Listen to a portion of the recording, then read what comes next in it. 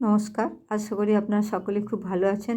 আজ অনেক দিন আপনাদের সাথে কোনো ব্লগ শেয়ার করতে পারিনি, সেইভাবে ওই ছোটো ছোটো একটা করে শর্টস দিচ্ছিলাম নাতনির ছবি দিয়ে। এই দেখুন, আমি কালী মন্দিরে এসেছি পুজো দিতে। এই কালী মন্দিরটি হচ্ছে সিদ্ধেশ্বরী মায়ের মন্দির। এটা আমার মেয়ে কর্মসূত্রে কলকাতা থেকে, ওর কাছে এসেছি। ওখানেই সকালে একটা প্রয়োজনীয় কাজে দোকানে এসেছিলাম, তখন দেখছি দোকান খুলেনি, তাই ভাবলাম কিছু মিষ্টি নিয়ে ঠাকুরের পুজো দেবো। তাই লাইনে দাঁড়িয়ে পড়লাম। দেখুন, লম্বা লাইন পড়েছে। শনিবার ছিল, অমাবস্যা ছিল এবং মায়ের ইচ্ছেও ছিল, তাই আমার পুজো দেওয়াটা হয়ে গেলো। এই আমরা লাইন দিয়ে পরপর পুজো সব দিচ্ছি।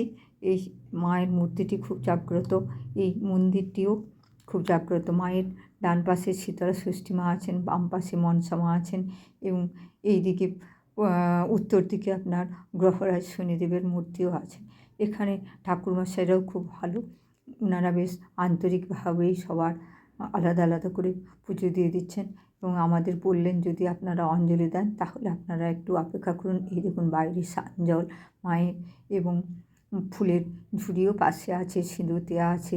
যার যা ইচ্ছে সে সেরকম নিয়ে যাচ্ছে। এই দেখুন, এখানে আরও অনেকগুলি ঠাকুর আছে। আমরা অঞ্জলি দেওয়ার জন্য এখন বসে পড়েছি।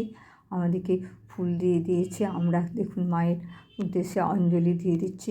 ওনারা খুব সুন্দর করে আমাদের মন্ত্র পাঠ করালেন। আমাদের পুজো এবং অঞ্জলি দেওয়ার পর আমরা দোকানে জিনিসটি কিনে নিয়ে বাড়ির উদ্দেশ্যে রওনা দিলাম।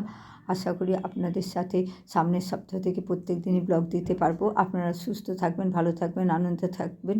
প্লিজ লাইক, শেয়ার, কমেন্ট এবং সাবস্ক্রাইব করবেন। পরের ব্লগে দেখা।